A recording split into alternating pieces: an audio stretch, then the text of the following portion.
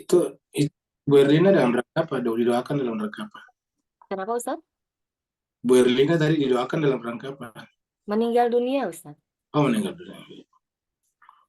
Baik, Bu. Bismillahirrahmanirrahim. Assalamualaikum warahmatullahi wabarakatuh. Waalaikumsalam. Alhamdulillah wa syukurillah wa la hawla wa la quwata illa billahil aliyil azim. Asyhadu an la ilaha illallah wahdahu la syarikalah wa asyhadu anna Muhammadan abduhu wa rasuluhu wa habibuhu wa khatamun nabiyyin wal mab'utsu rahmatan lil alamin. Allahumma salli ala habibina wa syafina wa maulana Abil Qasimil Mustafa Muhammad. Allahumma salli ala Muhammad wa ali Muhammad. Allahumma salli ala Muhammad wa ali Muhammad. Allahumma salli ala Muhammad wa ali Muhammad. Wa alihi wa sahbihi wa man tabi'ahum bi ihsan ila yaumil. Jemaah sekalian, Bapak Ibu yang sama dimuliakan Allah SWT, kita bersyukur kita bersua dalam keadaan sehat walafiat, dan pertemuan kita adalah yang kedua dalam tema yang sama, yaitu menyertai perjalanan Imam Hussein. Dan kali ini adalah merupakan pertemuan kedua. Kalau pada pertemuan pertama kita membahas perjalanan Imam Hussein dari Madinah sampai ke Mekah, dimulai dengan ketika meninggalnya Muawiyah, lalu kemudian naiklah Yazid bin Muawiyah, lalu kemudian memaksakan kepada seluruh penduduk Madinah, terutama Imam Hussein dan orang-orang yang tidak berbayat kepadanya untuk berbayat. Demi menghindari pertumpahan darah di Madinah, maka Imam Hussein meninggalkan Madinah lalu pergi ke Mekah. Pertemuan kita hari ini adalah perjalanan Imam Hussein dari Mekah menuju ke Kufah. Mari kita masuk ke screen.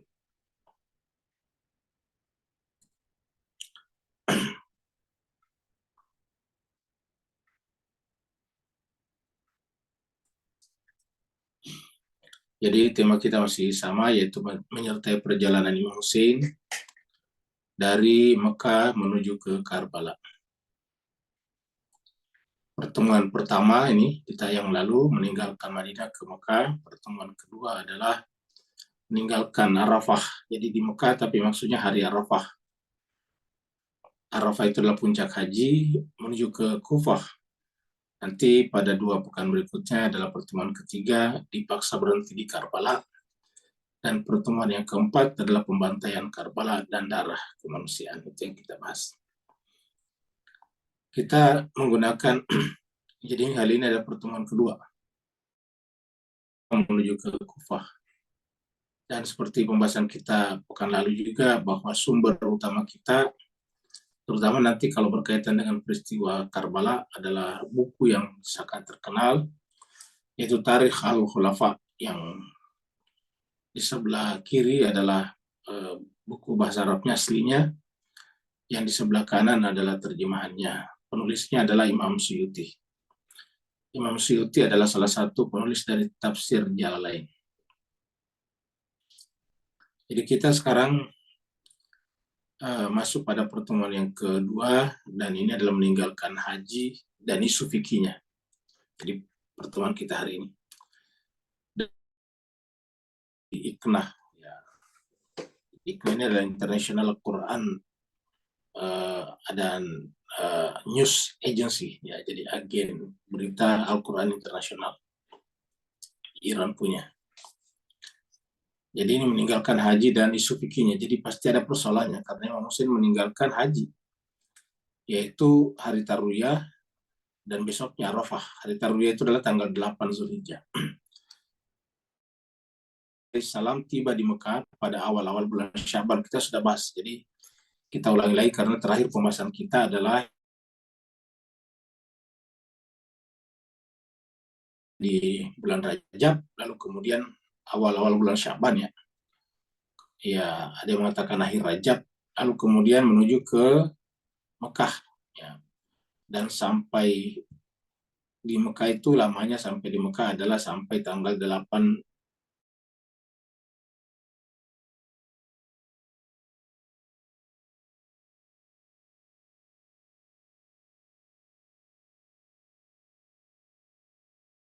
fikih yang pertama. Yang kedua yang dibawa ini. Isu fikih yang pertama yang dikaji dalam hal ini adalah apakah berihram untuk menunaikan ibadah haji dan mengubah tamattu menjadi umrah atau tidak. Kita ketahui bahwa haji itu ada 3 macam, ada ifrad, ada tamattu, dan ada juga qiran. Tamattu itu untuk yang datang dari jauh, memisahkan antara umrah dengan haji. Karena jarak antara umrah dan haji masih lama, maka kemudian setelah umroh, lalu kemudian tahallul, buka ihram, nanti pakai ihram kembali kalau akan menuju ke Arafah. Diriwayat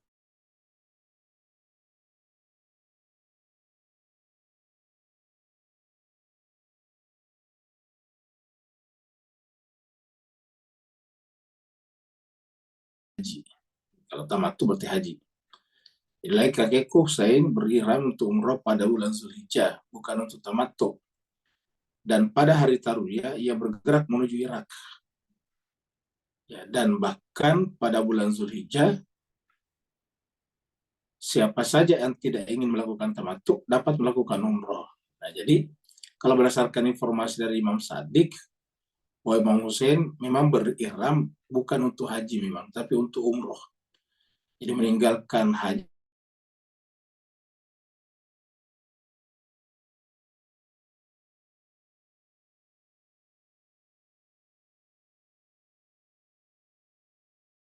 yang dicatatkan di dalam informasi ini. Kita tahu bahwa kewajiban haji itu kan cuma sekali setiap orang cukup sekali. Tentu Imam Husain sudah pernah berhaji sebelumnya. Karena sudah pernah berhaji sebelumnya, tentu kalau dia sekarang, bahkan beberapa kali berhaji sebelumnya, tentu sekarang tidak harus berhaji. Ya, walaupun dia ada di Mekah. Jadi walaupun dia ada di Mekah, tidak harus berhaji. Mungkin Bapak Ibu tahu semuanya, kalau musim haji, justru penduduk Mekah itu pada keluar, libur, cuti, untuk memberikan tempat bagi jemaah haji dari luar. Jadi cuti panjangnya atau libur panjangnya orang Mekah terutama Saudi itu adalah di musim haji. Idul Adha mereka pada pergi berlibur ke berbagai tempat, banyak ke luar negeri juga. Apa sebabnya? Karena mereka setiap saat sudah sering berhaji. Maka kemudian setiap musim haji tidak harus ikut berhaji. Nah, begitulah juga dengan Imam Husain berdasarkan informasi dari Imam Shadiq di sini. Bahwa kakekku Imam Husain berihram untuk umroh pada bulan Zulhijjah, bukan untuk tamattu. Dan pada hari Tarwiyah, hari tanggal 8 maksudnya, ia bergerak menuju ke Irak. Dan bahkan pada bulan Zulhijjah, siapa saja yang tidak ingin melakukan tamattu dapat melakukan umroh. Jadi selama tidak berniat untuk haji, apalagi haji tamattu, yang tadi kita bicarakan dipisahkan antara umroh dengan hajinya, maka boleh berumroh saja. Tetapi masalah kedua, masalah pertama, fikih pertama, yang kedua, yang dikaji dari sudut pandang fikih adalah bahwa ketika Imam alaihissalam pergi ke Mekah, beberapa orang menyarankannya untuk tinggal di Mekah karena Mekah adalah tempat yang lebih aman bagi imam. Jadi ada beberapa orang menyarankannya, termasuk sahabat-sahabat terkenal, bahkan termasuk keluarga dekat daripada Imam Husain sendiri. Tetapi Imam Husain mengatakan bahwa kemuliaan Ka'bah harus dijaga. Jadi kata-kata Imam Husain, kemuliaan Ka'bah harus dijaga. Kemuliaan Ka'bah harus dijaga. Tapi muncul lagi persoalan, yang mana lebih mulia? Apakah Imam Husain atau Ka'bah? Jadi apakah yang lebih mulia itu Imam Husain atau Ka'bah? Ya. Jadi ada dua. Nah, nanti akan dijawab pada pertemuan, pada lembar-lembar berikutnya. Tapi kita lihat dulu ayat berikut ini, karena ayat ini menjelaskan posisi Imam Husain. Kita sampaikan bahwa Imam Husain itu adalah pasangan sempurna daripada Al-Quran. Jadi apa yang diperbuat oleh Imam Husain, itulah Al-Quran. Jadi perkataan dan perbuatan Imam Husain tidak pernah menyimpang atau keluar dari diktum-diktum Al-Quran. Mari kita lihat ayat berikut ini.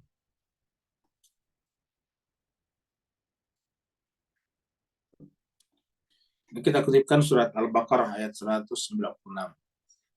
Ya.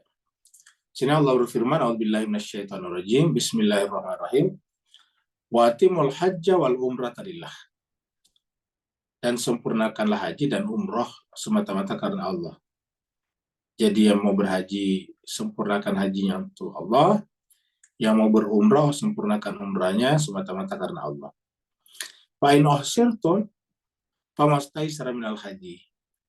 Siapa di antara kalian yang terhalang untuk melakukan haji, padahal sudah sampai di Mekah, jadi maksudnya sudah sampai di Mekah, haji padahal sudah sampai di Mekah, maka famastaysara minal haji, maka harus menyiapkan 1 ekor hadiyu, yaitu hewan kurban, hewan untuk dikorbankan. Wala tahliku ru'usakum, kalau terhalang seperti ini dan sudah menyiapkan 1 ekor hewan kurban, nah maka kemudian kapan kapan puncaknya? Kan tidak bisa masuk ke Mekah. Nah di sini katakan wala tahliku ru'usakum, janganlah engkau mencukur rambut kalian hatta yablugal hajju mahillah, mencukur rambut kepalanya sampai yabluga mencapai al. Kita tahu bahwa mahillah atau tempat atau waktu penyembelihan itu adalah tanggal 10 Zulhijjah. Seperti mana kalau kita pergi berhaji sepulang dari Arafah dan masuk ke Mina setelah mampir di Musdalifah atau Masyaril Haram mengambil batu-batu kecil, kita masuk ke Mina tanggal 10. Mulai biasanya tengah malam atau fajar menyingsing kita masuk ke Mina. Langsung melempar jumrah Aqabah. Nah, setelah melempar jumrah Aqabah itu menyembelih di sana. Jadi sini katakan, jadi harus sampai dulu di sana. Jadi hatta yablugal hajju mahillah. Jadi tidak boleh mencukur rambutnya atau kamu memotong kukunya atau yang disebut dengan tahallul atau taksir sebelum hewan kurbannya sampai di tempat penyembelihan, dan itu adalah tanggal 10 Zulhijjah. Faman kana minkum maridun bihi awazan, siapa di antara kalian sakit atau bermasalah kepalanya sehingga tidak bisa mencukur rambutnya, min rasi, ini kepalanya ada adzan min rasi, fafidiyatun, maka diganti fidyahnya ialah min syamin, berpuasa, au sadaqatin, atau bersedekah, au nusukin, atau berkurban tapi di luar sana. Jadi au nusukin, berkurban, jika kurbannya ditambah 1. Faidza amintum, barang apabila sudah aman, maksudnya sudah tidak terhalang lagi. Tadi di atas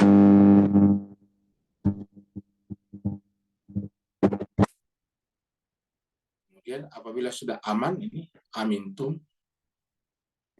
paman tamatta bil umrah ilal haji, maka kita lihat sini tamattu. Di sini ada tamattu ya, tamatta umrah kemudian haji. Artinya tamattu itu memisahkan umrahnya dengan hajinya. Karena setelah umrah selesai sa'i maka melakukan taksir ataukah melakukan tahallul ya. Jadi faman tamatta bil umrah ilal haji famastaysara minal haji. Jadi siapa yang memilih haji tamattu, maka harus ada hadiyunya lagi. Kalau di Indonesia biasanya disebut dengan dam. Faman lam yajid, siapa yang tidak menemukan hewan kurban, fasyamu salasati ayyamin, maka berpuasa 3 hari fil haji, di musim haji. Musim haji itu artinya sebelum tanggal 9. Karena kan kalau sudah 9 sudah haji dan tidak mungkin berpuasa lagi kalau jemaah kan. Kalau jemaah haji kan tidak berpuasa di sana, apalagi masuk besoknya tanggal 10, 11, 12, 13 itu semuanya tidak boleh berpuasa.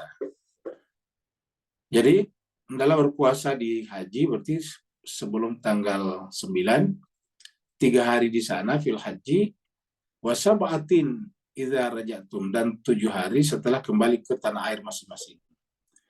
Tilka asyaratun kamilatun. Itulah 10 hari yang sempurna. Dalika, yang demikian itu liman lam yakun ahluhu hadiril masjidil haram. Jadi dalika liman lam yakun ahluhu hadiril masjidil haram. itu berlaku, peraturan ini berlaku bagi mereka yang bukan penduduk asli Masjidil Haram. Kalau dia Masjidil Haram tidak berlaku ini. Kenapa? Karena tinggal pakai ihram pada tanggal 9 Zulhijjah. Baru pergi ke Arafah. Wattaqullah, dan bertakwalah kepada Allah.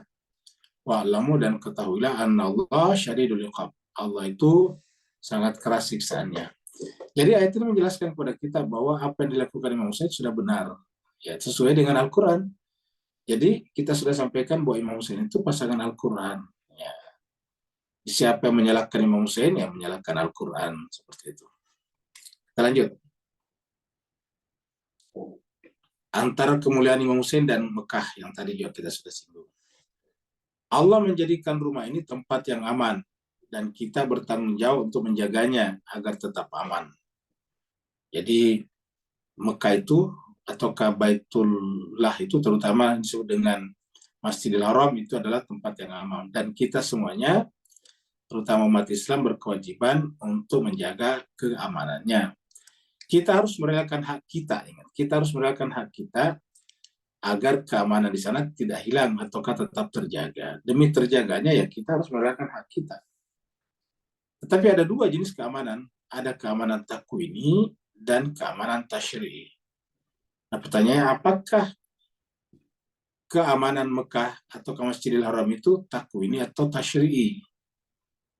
Kalau dia takwini tentu tidak perlu diusahakan.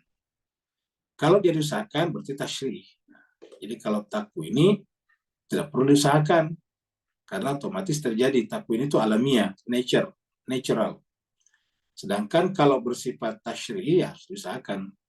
Kayak salat ya harus diusahakan karena dia syariat. Nah, jadi apakah dia takwini atau tasyri'i? Takwinikah ataukah tasyri'ikah? Mana ayat-ayat Al-Quran adalah keamanan, ya, keamanannya bersifat tasyri'i. Ya, jadi keamanan itu tasyri'i. Nanti kita lihat ayatnya. Artinya bukan tidak mungkin terjadi pertumpahan darah di sana. Artinya walaupun nanti ayat mengatakan bahwa tempat ini aman, tapi karena amannya bersifat tasyri'i, harus kita ada upaya untuk menjaganya. Sehingga tetap walaupun kata-kata Al-Quran tempat ini aman, tetap ada kemungkinan untuk terjadi ketidakamanan atau pertumpahan darah.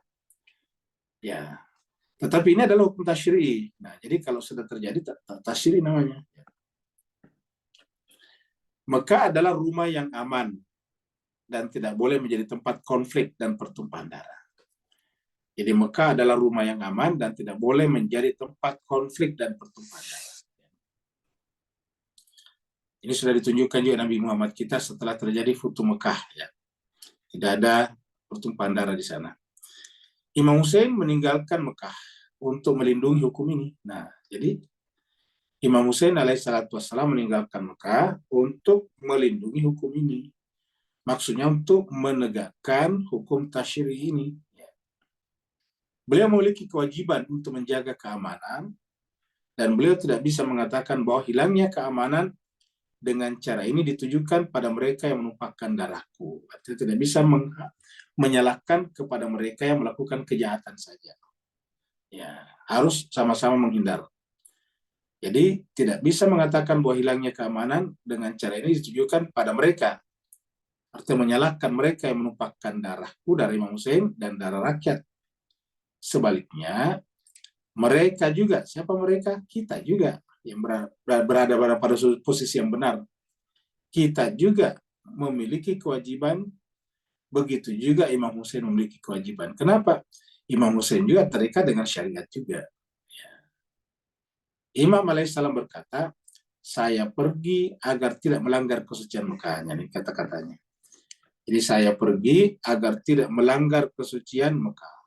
Seperti mana juga Imam Husain meninggalkan Madinah, yang pembahasan kita yang lalu. Meninggalkan Madinah untuk menjaga kesucian Madinah. Ya. Dari sini kita lihat kesucian apa? Tentu kesucian daripada darah dan air mata manusia.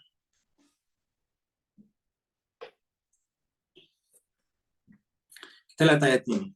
Ya. Ini adalah surat Al-Baqarah ayat 125. Ya.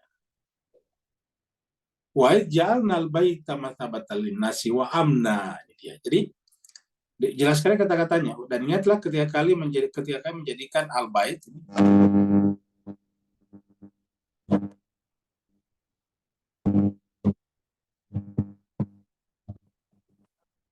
persatuan manusia, mengangkat nilai-nilai kemanusiaan, ini hak-hak asasi manusia, wa amna, dan keamanan. Baru masuk keamanan di sini. Ya. Jadi ada kata-kata ja'alna. Kenapa ada enaknya kami? Karena kita semuanya berkewajiban. Kalau cuma Tuhan saja, ya tentu bisa disebut dengan takwini. Tapi ini ada kata ja'alna. Jadi naknya menunjukkan kan kami siapa? Tuhan kan cuma satu ya. Penggunaan kata kami di sini menunjukkan ini adalah kewajiban seluruh umat Islam terutama untuk menjadikan Baitullah itu sebagai tempat persatuan, perekat kemanusiaan, ya, dan bertanggung jawab untuk menjaga keamanannya. Jadi wa'id ja'alnal baita mathabatan linnasi wa amna wattakhidhu, dan jadikanlah mim maqam Ibrahim musalla. Jadi pada saat ke sana jadikanlah makam Ibrahim itu sebagai musalla. Musalla itu adalah tempat salat, atau tujuan kita salat adalah untuk makam Ibrahim.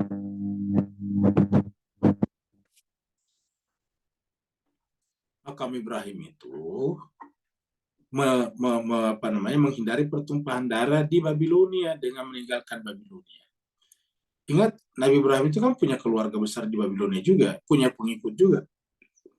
Tetapi ketika dia dibakar dan tidak terbakar, lalu kemudian diusir dari Babilonia, ya Nabi Ibrahim mengikutinya. Kenapa? Daripada menimbulkan pertumpahan darah. Ya, jadi makanya dikatakan wattakhidhu min maqam Ibrahim musalla, dan itu yang menyebabkan Nabi Muhammad kita meninggalkan Mekah menuju ke Madinah, dan Imam Hussein juga, Imam Ali juga meninggalkan Madinah, memindahkan ibu kotanya ke Kufah dengan alasan yang sama. Dan kini kita menyaksikan putra daripada Imam Ali, cucu daripada Nabi Muhammad kita juga melakukan hal yang sama, itu Imam Hussein, meninggalkan Madinah menuju ke Mekah, dan ketika di Mekah akan dibunuh, meninggalkan Mekah menuju ke Kufah. Ya. Jadi alurnya sudah sama dengan Al-Quran. Wahidna, dan kami telah membuat janji ila Ibrahim. Kami telah membuat baiat dengan Nabi Ibrahim. Wa Ismail, dan Nabi Ismail. Tujuannya apa? Antahira baiti. Jadi tujuannya Nabi Ibrahim dan Nabi Ismail, dan otomatis juga Imam Hussein, karena pelanjut daripada Ibrahim dan Hussein, Ismail, antahira, menjaga kesucian baiti. Bahkan nanti Imam Hussein ini adalah merupakan fidyah daripada Nabi Ibrahim terhadap Ismail. Karena pada saat Nabi Ismail akan disembelih dan tidak jadi, Allah mengatakan wa fadainahu bidzibhin azim. Kami bayar fidyahnya dengan sembelihan yang besar, dan itu nanti Imam Hussein. Maka wa'idna ila Ibrahim wa Ismaila antahira baitia, supaya keduanya menjaga kesucian baiti, rumahku ini. Jadi kewajibannya di sini. Ya, kewajiban Nabi Ibrahim, kewajiban Nabi Ismail, otomatis kewajiban Imam Hussein juga untuk menjaga kesucian rumahku, kata Tuhan. Untuk siapa? Lit taifin, untuk orang yang tawaf. Wal akifin, untuk orang yang itikaf. Warrukai sujud, dan untuk orang yang salat. Jadi demi terjadinya tiga ini, supaya Mekah menjadi pusat ini, Imam Hussein harus meninggalkan Mekah, karena kalau tidak terjadi pertumpahan darah, dan ini semuanya akan terganggu. Nah, jadi kita lihat jemaah sekalian. Ya.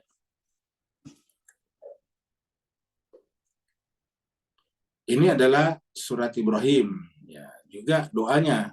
Sebetulnya tadi 126 juga ada doa yang sama juga, ya. Tapi kita sengaja pindahkan untuk menunjukkan bahwa ayat ini ada beberapa. Di 125 juga ada doa mirip ini, ya, meminta supaya negeri ini juga, yaitu Mekah, aman.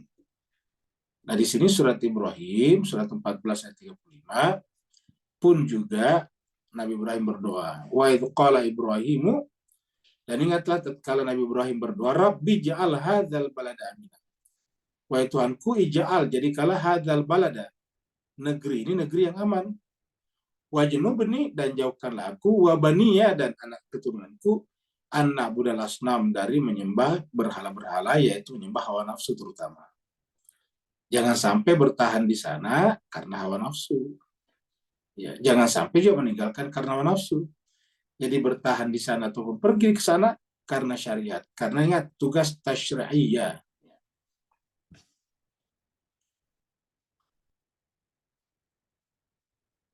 Ini adalah ayat berikutnya. Ya, sambungannya tadi kan 35.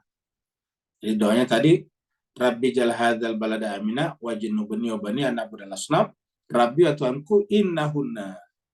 Sungguhnya berhala-berhala atau kamu perturutkan hawa nafsu itu adalah menyesatkan katsiran minan nas, mayoritas daripada manusia. Jadi manusia kebanyakan tersesat karena mengikuti hawa nafsunya.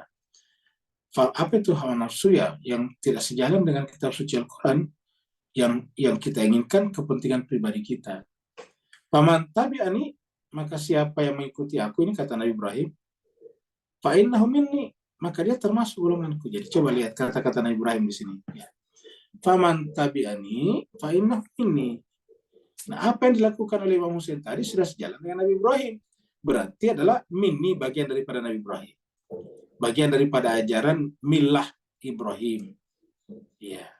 Bagian daripada ajaran tauhid. Karena Nabi Ibrahim mengatakan faman tabi'ani, siapa mengikuti jalanku ini, yaitu memelihara kesucian Ka'bah, keamanannya, fa'innahu minni, maka dia termasuk bagian dariku. Waman asani, tapi siapa yang mendurhakaiku, berarti yang menentang, menyimpang daripada jalanku, fa'innaka ghafur rahim, maka sungguhnya engkau Tuhan Maha Pengampun lagi Maha Penyayang.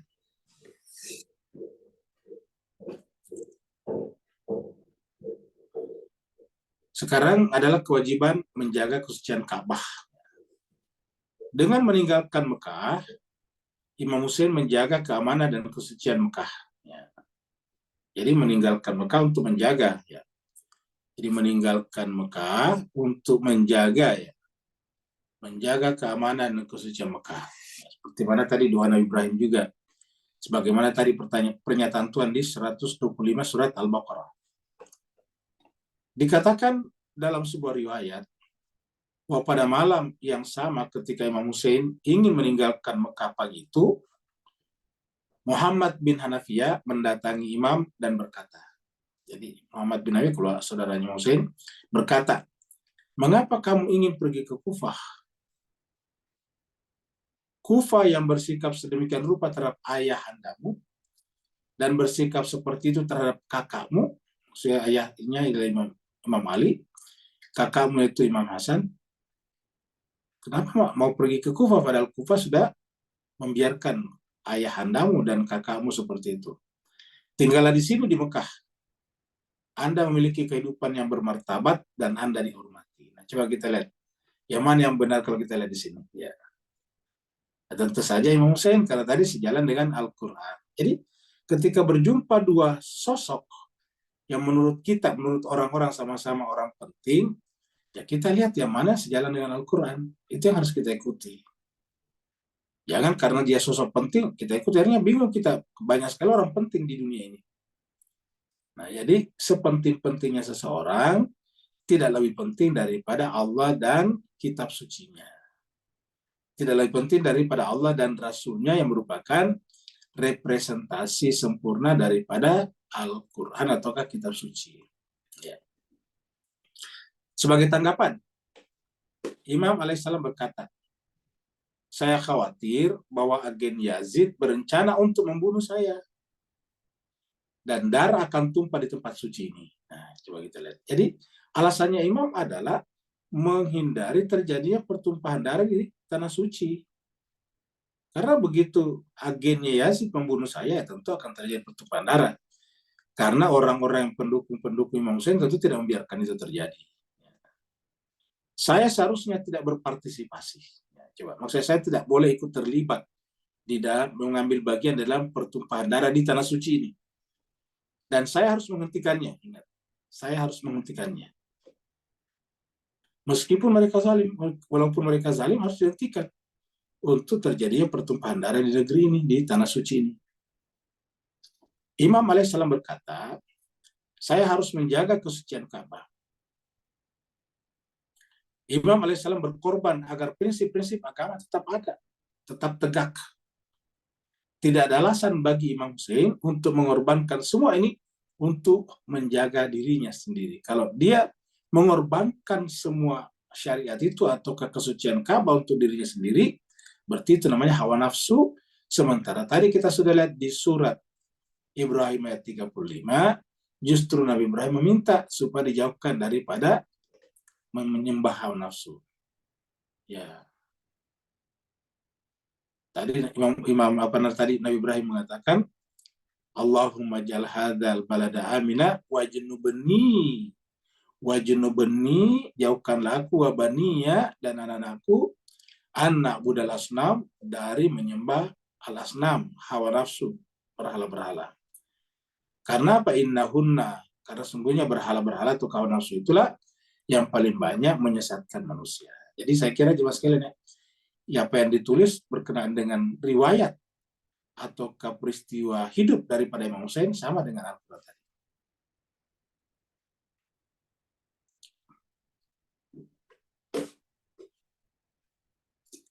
Ini kita kembali ke surat Al-Baqarah. Tadi 196 kita sudah angkat ya. Tadi 196 tadi itu bicara tentang haji tamattu. Nah ini kelanjutannya. 197. Al-Hajju Asyuru Maklumat. Haji itu adalah beberapa bulan yang ditentukan. Yaitu Syawal, Zulqa'dah, dan Zulhijjah. Itu adalah 3 bulan yang disebut dengan bulan-bulan haji. Faman farada fihinal hajj, siapa yang sudah meniatkan dia untuk berhaji, tentu termasuk juga umrah kalau sudah sudah berihram, fala rafasa, tidak boleh rafas. Ya, jadi tidak boleh rafas. Fala rafasa. Fala, dan tidak boleh fusuka fasik. Apa itu fasik? Termasuk menumpahkan darah di sana. Ya. Jadi fusuka itu menumpahkan darah, seperti misalnya membunuh hewan-hewan buruan atau yang dilarang, itu fasik namanya. Makanya setelah orang berihram itu tidak boleh semua terjadi, ya. Karena itu perbuatan fasik. Ya. Jangankan mencabut nyawa orang lain atau menjadi sebab tercabutnya nyawa orang lain, bahkan mencabut rambut kita sendiri saja tidak boleh, karena itu termasuk fasik apabila orang sudah berihram. Wala jidala, jangan juga bertengkar, apalagi berperang. Bertengkar saya tidak boleh. Dan kalau Imam Hussein tidak meninggalkan tempat itu, bukan hanya terjadi jidal, tapi yang terjadi adalah pertumpahan darah. Jadi ini semua larangannya. Jidal fil haji.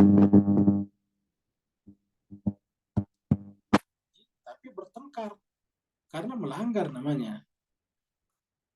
Ya sama saya percuma saja pergi ke Arafah, tetapi berdua dengan istrinya, ya. Karena fala rafasa wala fusuka wala jidala fil haji. Ya. Wa ma taf'alu min khairin ya'lamullah. Ingat, apa saja yang kalian kerjakan, ya'lamullah, pasti Allah mengetahuinya, walaupun kita tidak dilihat oleh siapa-siapa, karena Allah lah yang mengetahuinya. Fatazawwadu, maka karenanya kalau ingin berhaji, berbekallah. Tazawwadu, berbekallah kalau ingin berhaji. Dan ingat kata Allah, fa inna khairaz zadi taqwa. Sebaik-baiknya bekal adalah takwa. Sebaik-baiknya bekal adalah takwa. Nah, siapa lagi yang lebih bertakwa daripada Imam Hussein? Bahkan disebut sebagai imamnya orang bertakwa. Itulah yang diabadikan di dalam doa kita. Rabbana hablana min azwajina wa dzurriyyatina qurrata ayun waj'alna lil muttaqina imama. Ayat itu presisinya secara tepatnya berlaku pada Nabi Muhammad, sehingga Nabi Muhammad itu yang berlaku min zuriyatina, keturunan kami itu adalah ja'alna lil muttaqina imama. Dia bertakwa. Wattaquni ya ulil albab, dan bertakwalah kepadaku wahai orang-orang yang masih bekerja akal sehatnya.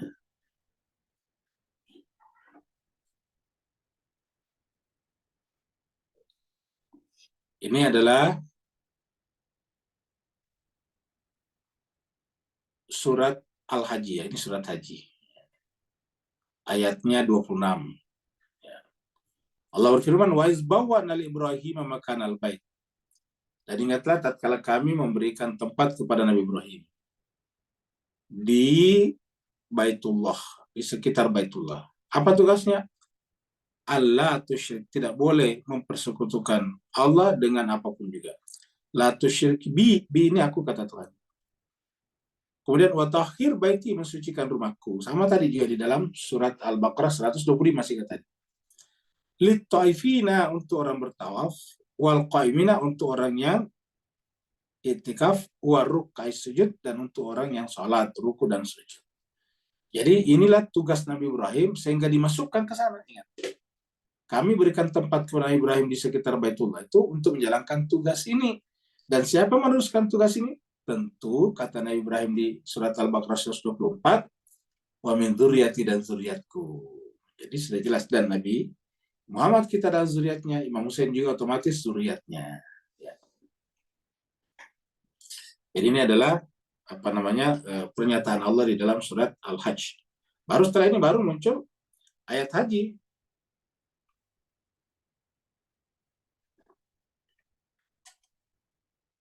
Baru muncul ayat haji di sini. Ya. Wa'adzin fin nasi bil hajj. Ini ayat 27 surat haji. Ya. Dan umumkanlah di tengah-tengah manusia atau kepada manusia untuk berhaji. Ya, tukar untuk mendatangi kamu dengan apa? Dengan begitu apa? Tujuan haji adalah datang menjalankan manasik Ibrahim. Yaitu apa? Menjaga keamanan, terutama tadi Ka'bah, supaya menjadi pusat tauhid. Ya. Untuk orang yang tawaf, untuk orang yang itikaf, dan untuk orang yang ruku dan sujud, kan begitu tadi cuma sekalian. Jadi barulah kemudian mereka datang, ya tukar datang kepada Ibrahim, berjalan kaki, wa ala kulli damirin, dan menggunakan berbagai macam kendaraan, yatina min kulli fajjin amik, mereka datang dari pojok-pojok negeri yang jauh. Ya. Nah, kemudian kita lihat lagi, ini kita ambil dari At-Tanwir, ya, tanwir.net. Kalau tadi adalah Ikna, sekarang At-Tanwir. Ya. Ibnu Abbas radhiyallahu anhu, pamannya Imam Hussein, dan Muhammad bin Hanafiyah, tadi kita lihat Muhammad bin Hanafiyah sudah disebutkan sebelumnya di Iknanya, saudaranya tidak ikut pergi bersamanya. Jadi Imam Hussein dan Muhammad bin Hanafiyah tidak pergi bersamanya. Ya tentu alasannya tadi karena keamanan. Mereka melepas imam dan mengingatkan bahaya yang akan dihadapinya. Ya. Jadi mereka melepaskan imam tetapi mengingatkan bahaya yang dihadapinya. Muhammad bin Hanafiyah berkata pada imam, bahwa penduduk Mekah dan para jamaah haji bertanya-tanya, mengapa imam bergerak menuju Irak sehari sebelum haji selesai? Maksudnya pada hari Tarwiyah. Ya, besoknya sudah hari Arafah. Imam menjawab dengan menulis surat untuk saudaranya tersebut, menjelaskan situasinya atau alasannya. Suratnya berikut ini. Kata Imam Hussein dalam suratnya, aku tidak berangkat karena pamer dan ria. Ingat, subjektivitas. Imam Hussein membuat deklarasi bahwa saya berbuat tidak pernah berdasarkan subjektivitas, hawa nafsu, yaitu pamer dan ria. Sesungguhnya aku ingin mengembalikan umat pada jalan amar ma'ruf nahi munkar. Jadi umat itu harus menjalankan amar ma'ruf nahi munkar ini. Aku ingin membawa dan membimbing mereka pada jalan kakekku dan jalan ayahku Ali bin Abi Thalib. Jadi aku ingin membawa dan membimbing mereka pada jalan kakekku. Ya, jalan kakekku berarti jalan Nabi, jalan ayahku jalan imam yang pertama nih, Ali bin Abi Thalib. Jadi perbuatan Imam Hussein itu adalah perbuatan Imam Ali, perbuatan Nabi Muhammad, perbuatan Nabi Ibrahim, Nabi Ismail, perbuatan Allah SWT dalam pengertian syariat Allah Subhanahu Wa Taala. Ya. Dan pernyataan ini juga didukung oleh ayat-ayat Al-Quran. Kita lihat misalnya di dalam ayat ini, surat Ali Imran ayat 104. Ya. 104. Allah berfirman, wal takum minkum ummatun yad'una ilal khair. Wal takun, wajib ada. Lamnya ini lamul amr. Harus ada di antara kalian. Kira-kira begitulah kalau kita terjemahkan.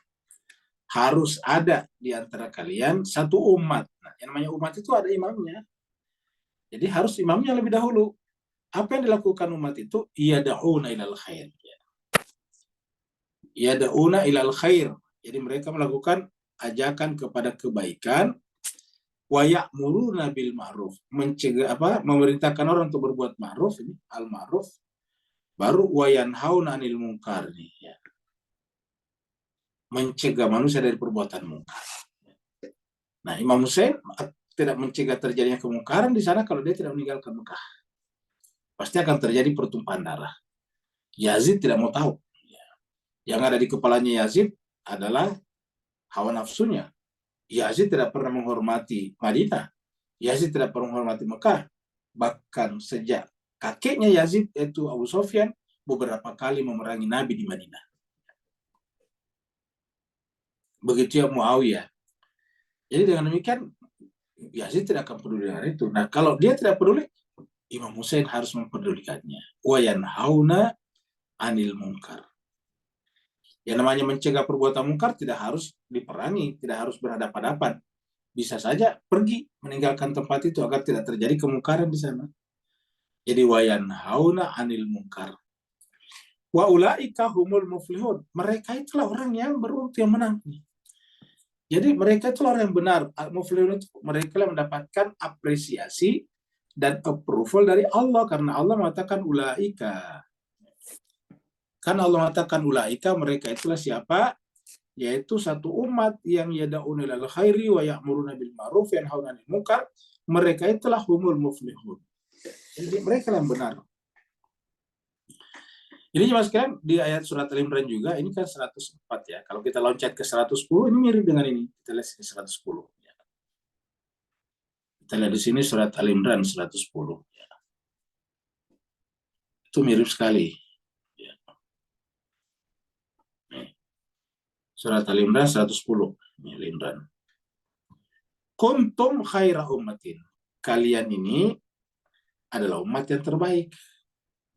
Ukhrijat linnas, untuk menjadi teladan, untuk menjadi contoh, untuk menjadi penengah bagi seluruh manusia. Apa tugasnya?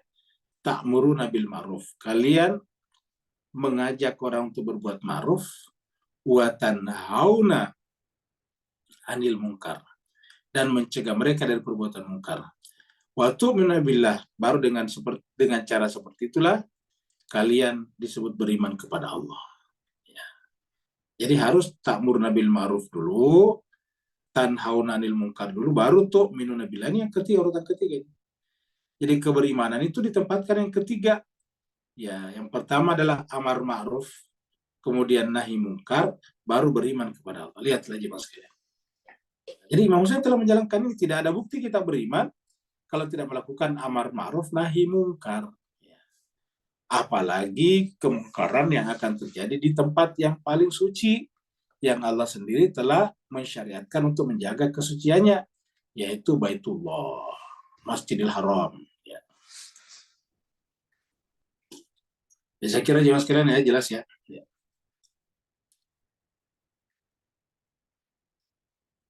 Rute Imam Hussein, ya, ini rute Imam Hussein.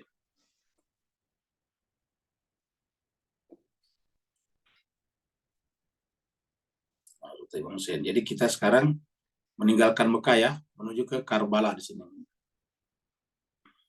Aslinya sebetulnya menuju ke Kufa sini, tapi kan digiring menuju ke Karbala sini. Ini Kufa di sini. Ya. Kufa, jadi harusnya kan bisa ke sini, tapi sejak di sini sudah ditahan, dipaksa pergi ke Karbala sini. Ya. Jadi ini kita tahu di sini ada 14 ya, tempat-tempat yang disinggah Imam Hussein. Ini ada 4 stasiun, 1, ini 2 sampai 14 di Karbala terakhir. Jadi sejak dari Mekah ada berhenti di sini 15 ya. Jadi kalau diterjemahkan 15, kalau dihitung dari dari yang pertama ya, kemudian ada 14 sampai Karbala yang terakhir. Nah, kita akan coba lihat satu persatu ini. Jadi ini adalah rute Imam Hussein, rute perjalanan setelah keluar dari Mekah pada hari Tarwiyah, tanggal 8 Zulhijjah. Yang pertama adalah Safah. Di tempat di sini Imam berjumpa dengan Farasdak, seorang penyair yang ditanya Imam tentang keadaan Kufah. Jadi Imam bertanya kepada penyair ini tentang Kufah. Farasdak menjawab, hati mereka bersamamu, tapi pedang mereka diarahkan menentangmu. Nah, kata-kata ini menarik. Hati mereka bersamamu, tapi pedang mereka diarahkan menentangmu.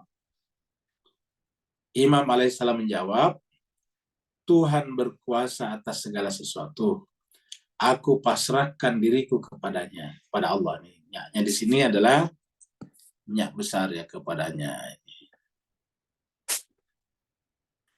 Nomor 2. Tempat kedua ini nomor 2. Jadi di tempat nomor 2. Zat al-Iraq. Ya. Zat al-Iraq. Abdullah bin Ja'far, sepupu Imam. Ya. Anaknya Ja'far ya, sepupunya Imam. Karena Ja'far saudara daripada Abdullah. Abdullah bin Ja'far, sepupu Imam alaihissalatu wassalam, mengantarkan sepupu arti ini adalah ponakannya Abdullah ya. Mengantarkan 2 putranya. Ya. Ingat, jadi Abdullah bin Ja'far, sepupu Imam, mengantarkan 2 putranya, yaitu Aun dan Muhammad, untuk berjumpa ibunya, yaitu Sayyidah Zainab. Ya, ini adalah suami daripada Zainab. Ya. Zainab binti Ali bin Abi Thalib. Ya. Jadi ini adalah Abdullah bin Ja'far, sepupu Imam, sekaligus suami daripada Zainab. Ya. Mengantarkan 2 putranya, Aun dan Muhammad, untuk berjumpa ibunya, karena ibunya sudah bersama dengan Imam. Ya, sejak dari Madinah. Sayyidah Zainab, dan bergabung untuk berjuang serta menolong Imam. Bayangkan. Abdullah bin Ja'far tidak pergi, tetapi menyerahkan putranya. Ya. Kalau tidak setuju dengan Imam, ya tentu dia tidak menyerahkan putranya, walaupun dia berusaha untuk mengatakan bahwa lebih baik kembali ke Madinah. Tapi dia tetap setuju, buktinya menyerahkan putranya. Ya. Aun dan Muhammad. Ia mencoba membujuk Imam untuk kembali ke Madinah. Imam menjawab, ketentuanku atasku di tangan Allah. Maksudnya bahwa apa yang dia lakukan itu sesuai dengan apa yang Allah inginkan di dalam kitab sucinya. Seperti itu. Di tangan Allah. Dan itulah yang kita baca di dalam kaitannya misalnya dengan fidyahnya Ibrahim kepada fidyahnya Allah kepada Nabi Ismail. Jadi ketentuanku atasku di tangan Allah. Ini adalah persinggahan kedua. Ya. Jadi cuma sekali kalau kita kembali dulu tadi di sini, kita kembali ke sini, lihat dulu petanya di sini ya. Kalau kita kembali lihat peta ini, kita akan melihat bahwa sebetulnya yang namanya apa? Ya, yang namanya Karbala itu dia ke utara lagi, ini kan Madinah. Sebetulnya melewati Madinah lagi. Kan Madinah ke selatan, ini Mekah. Nanti ke Karbala ke utara lagi, ini dekatan ini. Jadi nomor 3 ini ya sudah dekat dengan Madinah, makanya tadi wajar kalau suaminya Zainab menunggunya di nomor 2 sini, di pos nomor 2 ini. Ya. Nah, jadi arahnya ke utara lagi nih kalau kita lihat. Ya. Jadi ini dari sini balik ke sini lagi ya, dari utara ke utara lagi. Ya. Sekarang kita lihat persinggahan nomor 3. Ya. Ini persinggahan nomor 3. Tempatnya namanya Batan Ar-Rumah. Ya. Imam alaihissalam menulis surat untuk penduduk Kufah melalui Qais bin Masir. Di tengah jalan, Qais bertemu Abdullah bin Mut'i yang datang dari arah Irak. Jadi datang dari arah Irak, berarti dari arah Kufah. Di tengah jalan berjumpa dengan imam di sana. Ketika Abdullah mengetahui niat imam melalui Qais, Abdullah berusaha untuk menahan Qais. Katanya penduduk Kufah tidak setia dan tidak dipercaya, tidak dapat dipercaya. tapi imam tetap melanjutkan perjalanannya. Jadi karena mau kemana lagi? Kan bagi imam itu yang harus diterima kan fakta. Ini kan cerita tadi. Kalau bahasa sekarangnya beda antara opini dengan fakta. Ini kan pendapat bahwa penduduk Kufa tidak setia. Artinya pernyataan ini juga harus dibuktikan. Tidak bisa dengan serta-merta diterima ini pernyataan. Ingat dalam Al-Quran dikatakan semua pernyataan harus diverifikasi, tabayun, patabayanu. Artinya Imam Hussein kan tahu persis Al-Quran karena dia adalah pasangan Al-Quran. Inja'akum fasikum binabain fatabayanu, harus ditabayuni. Nah, bagaimana mentabayunnya? Sekarang Imam Hussein sudah mengirim sepupunya ke sana, saudaranya ke sana, yaitu Muslim bin Aqil. Kemudian yang keempat, berhenti lagi di Zurut. Ini pemberhentian nomor 3. Tentu istirahat. Pemberhentian nomor 4, Zurut namanya. Imam alaihissalam bertemu dengan Zuhair bin Qain. Zuhair tidak termasuk pengikut Ahlul Bait. Tetapi ketika Imam menceritakan maksud perjalanannya, Zuhair menyerahkan seluruh hartanya untuk istrinya. Luar biasa. Kan dari sini kita lihat bahwa kita tidak boleh melihat orang hanya dari mazhabnya saja. Karena setiap orang bisa berubah. Orang yang kelihatannya Ahlul Bait tapi bisa saja mengkhianati kebenaran. Bisa saja kelihatannya bukan Ahlul Bait tapi menerima kebenaran. Coba kita lihat jemaah sekalian. Di dunia ini ada juga Ahlul Bait yang dia menyaksikan apa yang terjadi di Palestina. Ya. Sementara ada juga Sunni yang berjuang mati-matian membela Palestina, yaitu Hamas misalnya. Nah, jadi dengan demikian, mari kita berhenti selalu membuat matriks dalam kehidupan ini. Kolom saya dan kolom orang lain. Nggak bisa seperti itu. Karena manusia itu adalah makhluk yang dinamis, bisa berubah setiap saat. Jadi, ulangi lagi, Zuhair tidak termasuk pengikut Ahlul Bait. Tapi ketika Imam menceritakan maksud perjalanannya, Zuhair menyerahkan seluruh hartanya, bayangkan. Untuk istrinya, Imam Hussein. Ia menceraikan istrinya, meminta istrinya untuk pulang ke rumahnya, dan berkata kepadanya bahwa ia ingin syahid. Coba luar biasa. Jadi, ia menyerahkan seluruh hartanya kepada istrinya. Ya. Lalu kemudian ia menceraikan istrinya, karena kan dia sudah tahu ceritanya apa yang bakal terjadi, kan dia dari Irak. Ya. Menyertai Imam Hussein kan sama saja dengan kematian. Meminta istrinya untuk pulang ke rumahnya dan berkata kepadanya bahwa ia ingin syahid bersama Imam alaihissalam. Jadi kan berbeda dengan Kufah. Kufah justru mengaku pengikut Imam Ali, tetapi mengkhianati nanti Muslim bin Aqil. Tapi lihatlah orang seperti Zuhair di sini, yang aslinya bukan pengikut Ahlul Bait. Jadi poin keempat ini mengajarkan kepada kita, marilah kita selalu berhenti melihat orang, memandang orang dengan matriks, kolom-kolom. Ini kolom saya, ini kolom kalian. Tidak boleh masuk di kolom saya, sebagaimana saya tidak boleh masuk ke kolom kamu. Ya, akhirnya apa? Ahlul Bait, pengikut Ahlul Bait sudah sangat sedikit di Indonesia, eksklusif pula. Nah, bayangkan. Sudah sedikit, eksklusif pula. Kenapa ya? Tidak bisa berkembang lagi. Karena tidak berinteraksi dengan dunia luar. Begitu berinteraksi, ribut. Begitu berinteraksi, ribut. Akhirnya terjadilah namanya alienasi sosial. Kita teruskan lagi. Ini adalah pemberhentian yang kelima. Namanya Zabala. Berhenti di Zabala. Imam memperoleh kabar tentang syahadah Muslim bin Aqil. Jadi, di tempat inilah Imam mendapat informasi tentang kesyahidan Muslim bin Aqil. Nah, jadi perjalanan tadi kan sejak di Mekah kan tadi Muslim bin Aqil sudah diutus ke Kufah untuk mengetes kebenaran surat-surat yang masuk kepada imam yang ada di Mekah tadi. Nah, seperti saya katakan, imam tidak mungkin percaya begitu saja karena Al-Quran mengatakan fatabayyanu, harus tabayyun. Maka dikirimlah Muslim bin Aqil untuk melakukan tabayyun. Ya. Tetapi apa yang terjadi kemudian?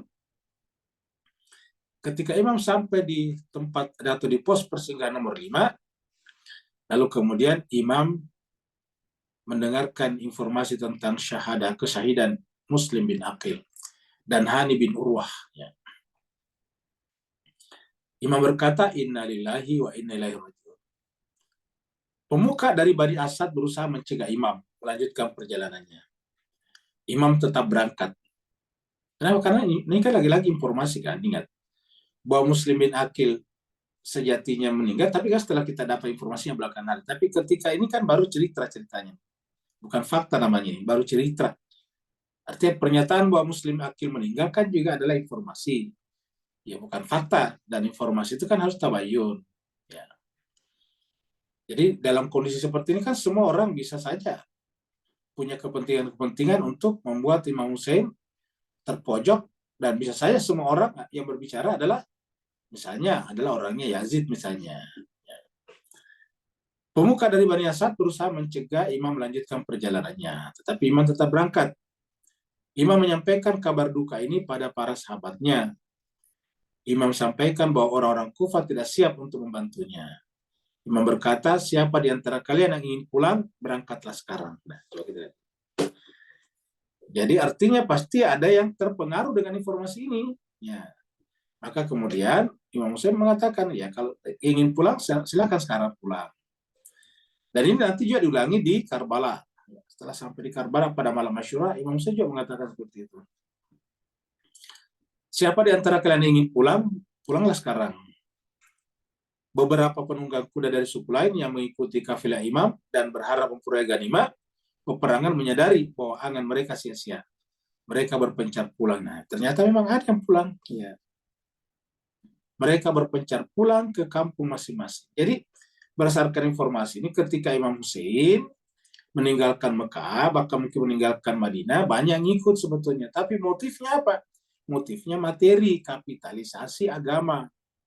Berharap supaya dapat ganimah. Mereka kan kalau berperang dapat ganimah. Dan kita tahu kalau Nabi, Imam Ali, dan cucunya berperang tidak pernah kalah. Maka mereka ingin supaya dapat ganimah. Kelihatannya kalau secara lahiriah mengikuti Imam Hussein. Ya, kelihatannya setia. Tetapi ternyata adalah ganimah. Ya. Makanya selalu kita sebagai orang Islam melihat dalam hati kita apa kepentingan kita dalam beragama. Kalau kepentingan kita cuma dunia untuk mendapatkan ini dan itu, ya berarti kan apa bedanya dengan mereka? Begitu nanti terintimidasi pada kabur semuanya, lari pontang-panting. Mereka berharap memperoleh ganimah peperangan, ya. Karena mereka berpikir mereka tidak mungkin lagi mendapatkan ganimah itu, maka mereka berpencar pulang ke kampung masing-masing. Hanya 50 orang selain dari keluarga Nabi, keluarga dekatnya tadi seperti Zainab dan putranya, dan keluarga Imam Hussein sendiri, dan apa maksudnya anak-anaknya dan istrinya, dan sahabat setia. Hanya 50 orang yang bertahan. Jadi hanya 50 orang yang bertahan. Jadi artinya banyak, sebelumnya banyak. Jadi kita katakan ini 50 orang, berarti sekitar 70-an orang bersama dengan Imam Hussein dan para wanita itu.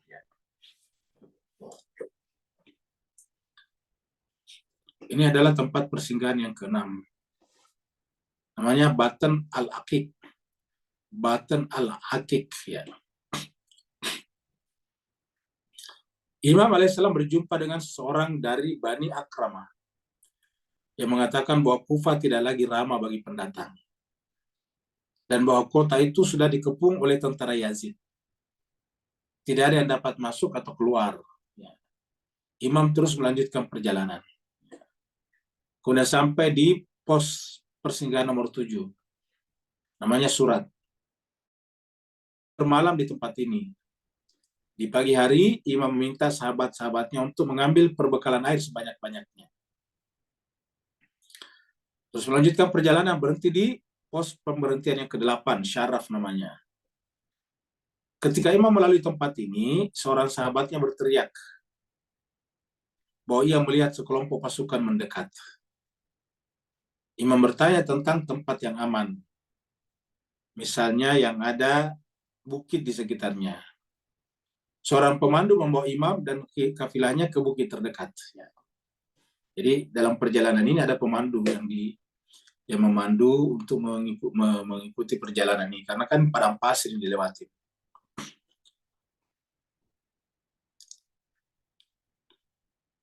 Sekarang masuk di pos pemberhentian nomor yang ke-9. Ya. Namanya Suhazm. Disinilah imam dihadang oleh Al-Hur. Jadi di sini sudah masuk wilayah, sudah hampir masuk wilayah Karbala sebetulnya. Disinilah imam dihadang oleh Al-Hur. Jadi Al-Hur, kita tahu Al-Hur nanti pada akhirnya menjadi pengikut Imam Hussein. Jadi lagi-lagi sudah dua ini kita lihat. Satu tadi Suhail yang jelas-jelas bukan pengikut Ahlul Bait, tetapi begitu mendengar kalau Imam Hussein akan mempertahankan hidupnya, dia menyuruh istrinya pulang dan dia ingin bersama dengan Said, bersama dengan Hussein. Nanti di sini Al-Hur kita lihat ini posisi Al-Hur di sini apa? Dihadang, artinya menghadang.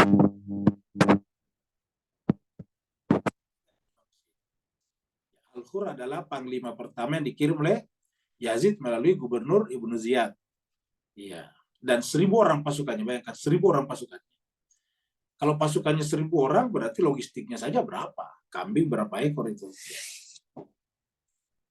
Nah, dan Al-Hur nantinya kita tahu dia pindah di sisi Imam Hussein. Dari sinilah lagi-lagi kita pesankan, jangan kita selalu melihat orang berdasarkan lahiriahnya. Jangan kita selalu mengkalkulasi orang, matriks ini saya, itu kalian. Sehingga Ahlul Bait yang akhlaknya begitu indah justru tidak cocok dengan banyak orang. Sana ribut, bahkan dengan orang dekatnya juga ribut. Jemaah sekalian berbahagia, Ahlul Bait itu adalah mengajarkan kita tentang kemanusiaan, keindahan akhlak. Disinilah imam dihadang oleh Al-Hur dan 1.000 orang pasukannya. Jadi Al-Hur di sini membawa 1.000 orang pasukan. Ingat sebetulnya pasukan Al-Hur saya sudah cukup sebetulnya. Kenapa? Imam Hussein kan tadi cuma sekitar 70-an orang. Mereka, dan itu juga banyakkan perempuan, anak-anak, bayi bahkan. Mereka sangat kehausan. Maksudnya Al-Hur ini sangat kehausan. Jadi yang kehausan sih bukan imam, karena tadi di atas imam punya perbekalan yang cukup tadi. Waktu berhenti di pos sebelumnya, imam meminta orang-orangnya untuk mengisi perbekalan sebanyak-banyaknya. Nah, ketika berjumpa dengan pasukan Al-Hur, mereka sangat kehausan. Maksudnya pasukan Al-Hur sangat kehausan. Sehingga imam memerintahkan sahabatnya untuk memberi mereka air. Bayangkan. Imam tahu kalau Al-Hur ini adalah panglima. Al-Hur ini adalah panglima yang memimpin 1.000 pasukan untuk menghentikan, bahkan untuk membunuh Imam Hussein.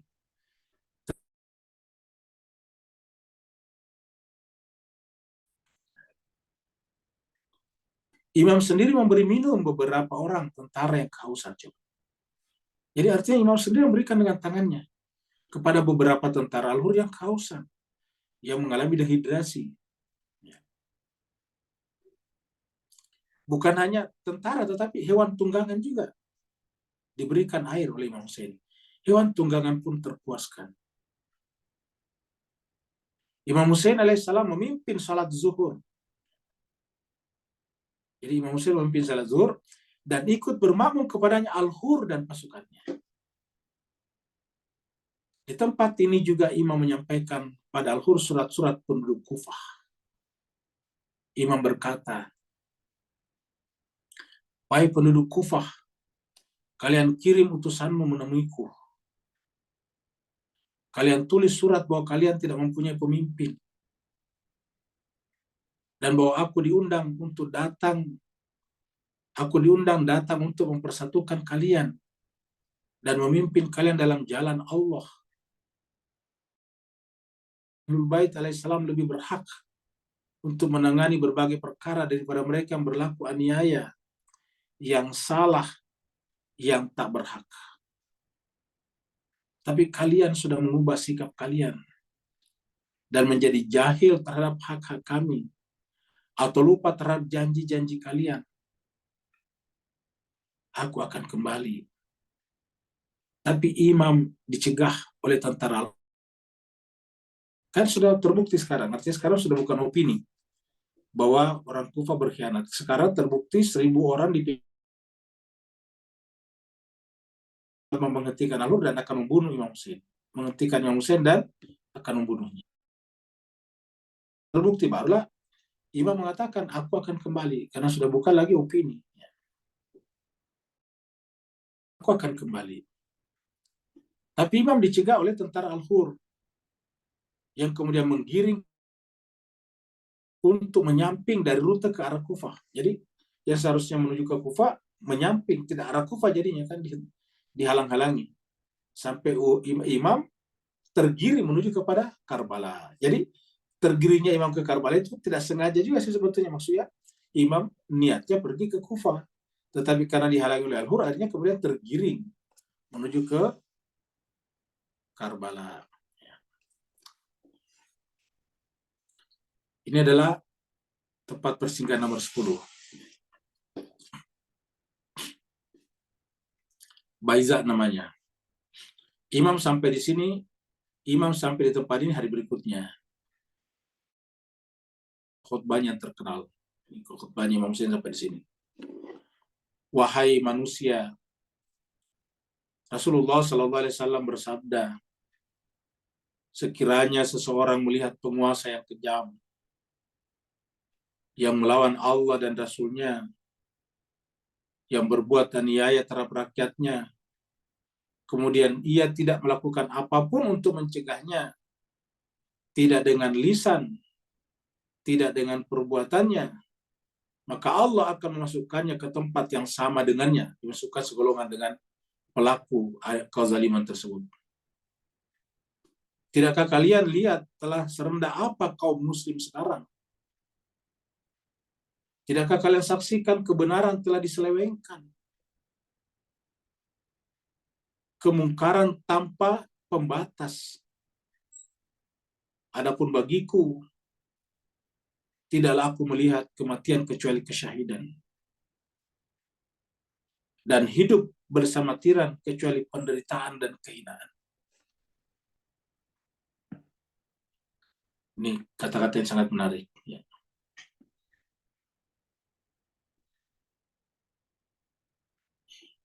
Adapun bagiku, tidaklah aku melihat kematian kecuali kesyahidan. Dan hidup bersama tiran kecuali penderitaan dan kehinaan.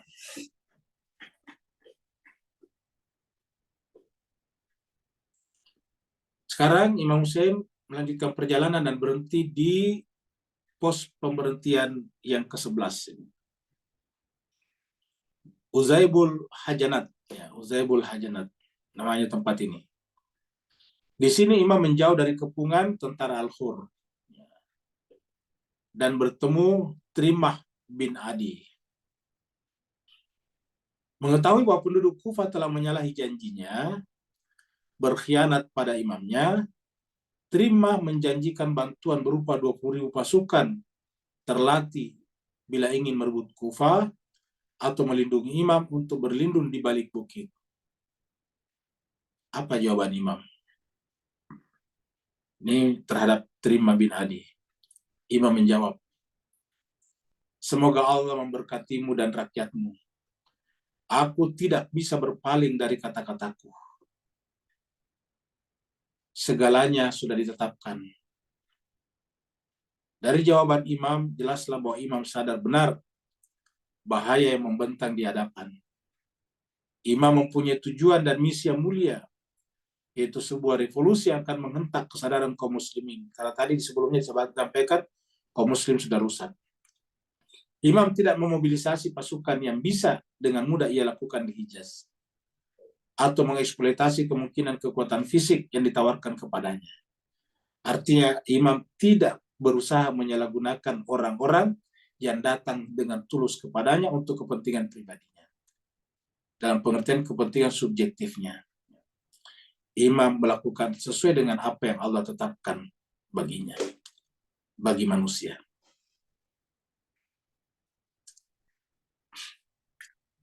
Imam meneruskan lagi perjalanan dan berhenti di pos perjalanan nomor 12, yaitu Qasr Bani Maqatil. Jelaslah di sini bahwa Kufah tidak lagi jadi tujuan, karena sudah semakin menyimpan jauh.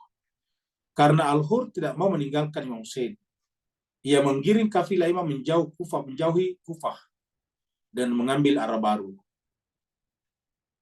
Imam alaihissalatu wassalam beristirahat sore hari itu. Imam berucap, Inna lillah. putranya yang berusia 18 tahun menghampirinya dan bertanya tentangnya. Imam menjawab bahwa dalam tidurnya ia mendengar suara seseorang yang berkata bahwa orang-orang ini tengah diantar menemui kematian mereka. Ali Akbar bertanya putranya tadi, bukankah kita dalam jalan kebenaran? Kematian tidak berarti apa-apa bagi mereka. Kematian hanya sarana untuk sampai pada derajat syahada yang mulia, luar biasa. Anak seumur ini, bukankah kita dalam kebenaran, dalam jalan kebenaran?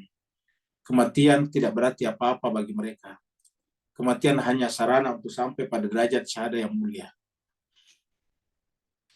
Kayaknya pantaslah jadi imam berikutnya.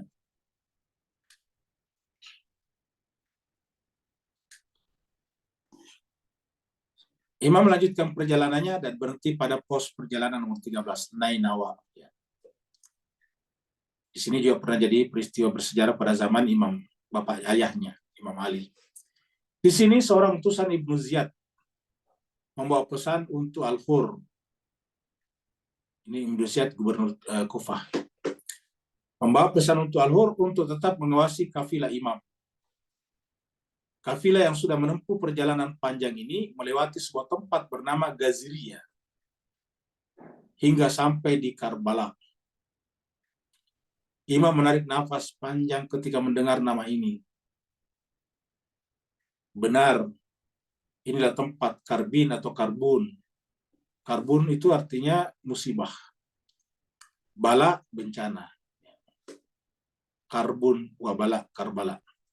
Mari kita berhenti di sini, kata Imam. Begitu mendengar bahwa tempat ini adalah Karbala.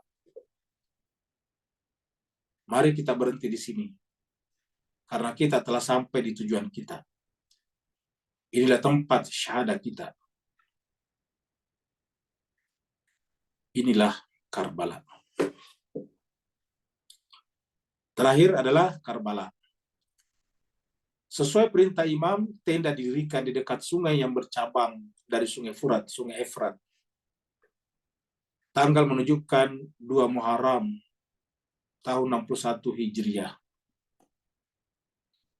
Jadi sekitar setengah bulanan lebih usai haji. Dalam Gregorian sekitar tanggal 3 Oktober tahun 680 Masehi.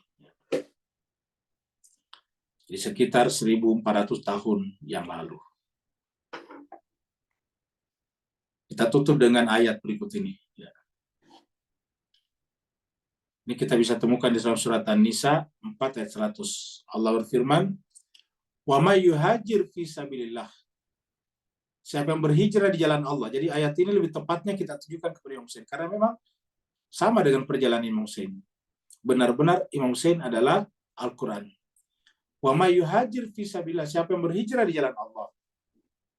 Dia akan menemukan fil ardi di muka bumi muragaman katsira wasatan. Banyak tempat-tempat persinggahan dan luas, perlindungan dan luas di muka bumi. Fil ardi. Baru kemudian wa may yakhruj min baiti. Ini perjalanan pertama dari tempat ke tempat. Kemudian ini adalah hakikatnya.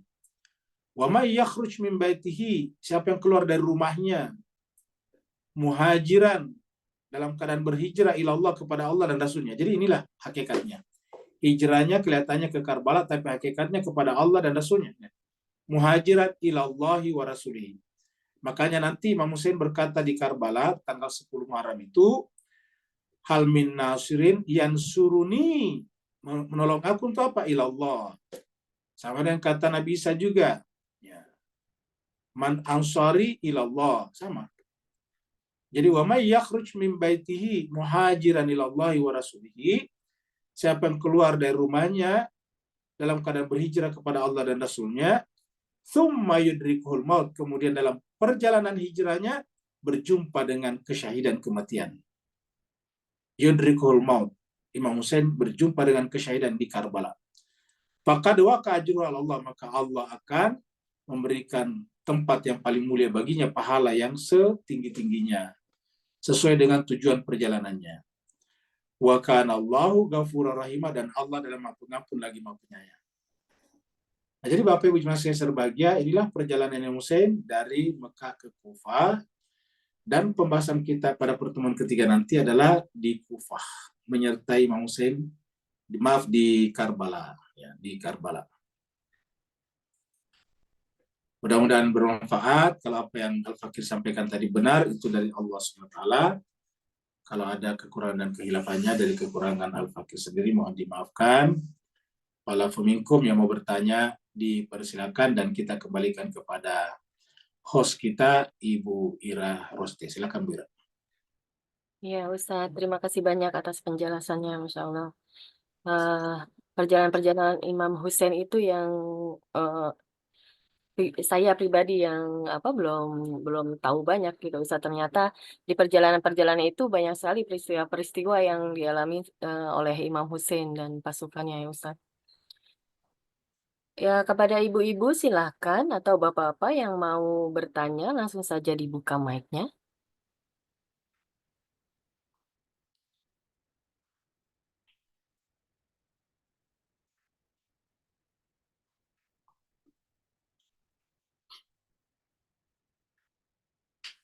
Kalau belum ada, Bu Ira, kita doa dulu ya untuk Ibu Erlina tadi. Setelah Iya, berdoa, Ustadz. Sambil menunggu, apa saya boleh bertanya, Ustadz? boleh silakan bertanya aja dulu. Iya, Ustadz, kaitannya ini saya dengan amal ma'ruf nahi mungkar, Ustadz. Kan ada istilah haji mabrur gitu, Ustadz ya. Itu kaitannya dengan amal ma'ruf nahi mungkar itu minta tolong lebih diperjelaskan lagi deh, Ustadz. Masih.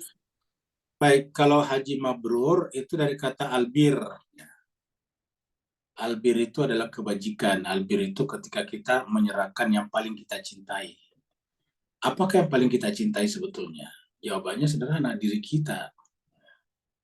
Kalau kita sudah bisa menyerahkan diri kita, berarti menyerahkan juga harta benda kita, karena harta benda kan melekat pada diri.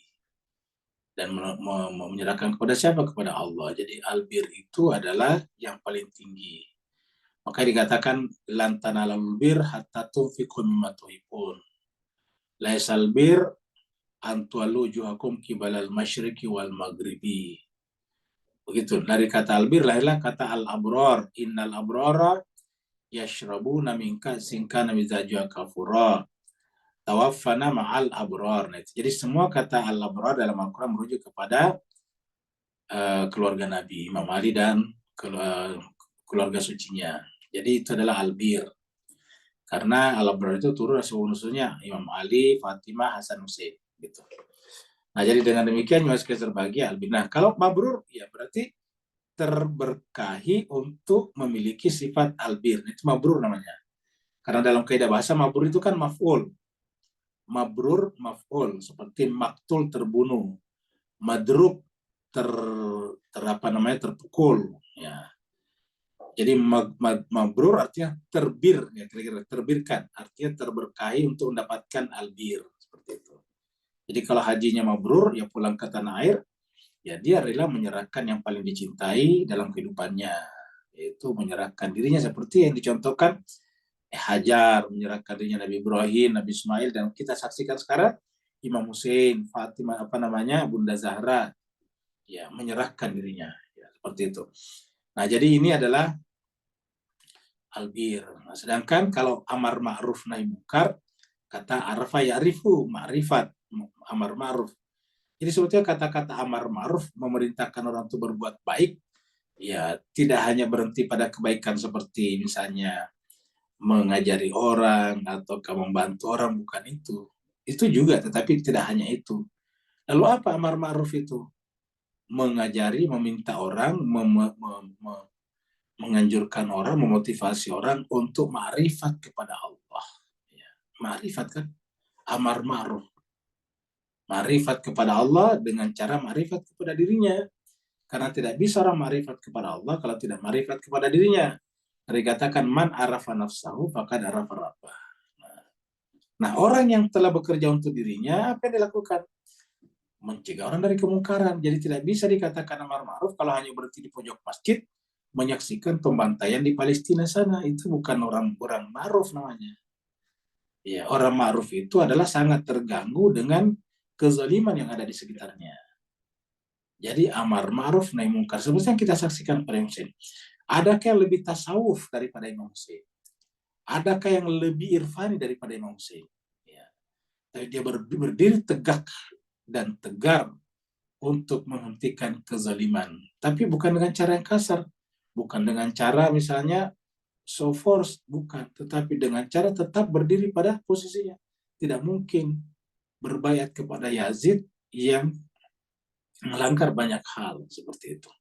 Persoalan Yazid sebetulnya mau berkuasa silakan. Nah, cuma Yazid tidak rela kalau ada orang yang tidak berbaiat kepadanya. Maka dia mengintimidasi dan membunuh orang yang tidak berbaiat kepadanya. Jadi masalahnya adalah Yazid bersikap otoriter seperti itu. Jadi begitu beda. Ada lagi? Ya, makasih Ustaz. Mau dilanjutkan dengan doa sambil menunggu yang lain, Ustaz? Betul, kita berdoa dulu sambil nunggu yang lainnya. Namanya tadi siapa, Bu Ira? Ibu Erlina? Ibu Erlina binti Abdul Karim, ya? Binti Baik. Abdul Karim. Baik. Bapak-Ibu sekalian, ada jemaah kita, keluarga kita yang meninggal dunia namanya Ibu Erlina binti Abdul Karim. Kita doakan semoga Allah terima di sisinya ala hadiniya wa likmatin salihah bihaqqi Muhammadin wa ali Muhammad wa bihaqqil Fatihah wa sirril Fatihah wa bi mujizadil Fatihah wa bi karamatil Fatihah.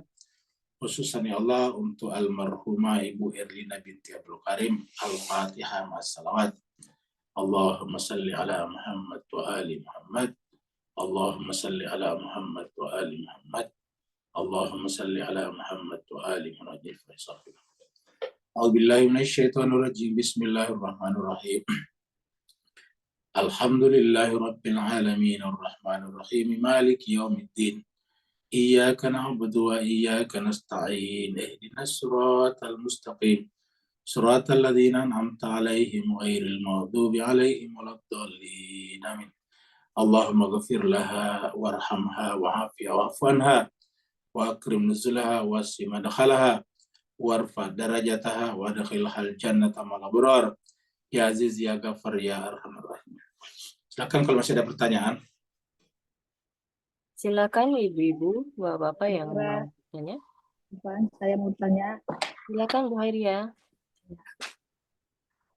Saya mau tanya mengenai tadi yang doa Nabi Ibrahim, bahwasanya Nabi Ibrahim meminta negeri Makkah itu negeri yang aman gitu. Tadi kan Ustaz bilang keamanan itu ada dua, tasri'i dengan takwini tadi Ustaz ya. Ya betul. Nah, itu sebenarnya kan tasri'i ya, maksudnya diusahakan gitu.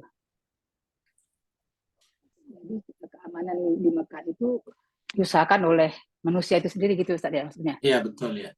Nah, tadi ada surat 2 ayat 27 itu saya tadi kurang ini Ustaz. Nyatanya kurang lengkap. 227 ya. Surat 2 ayat 27. Iya tadi ya. Berapa ya? Rasanya tadi kita tidak pernah mengutip surat Al-Baqarah ayat 27 deh. Oke.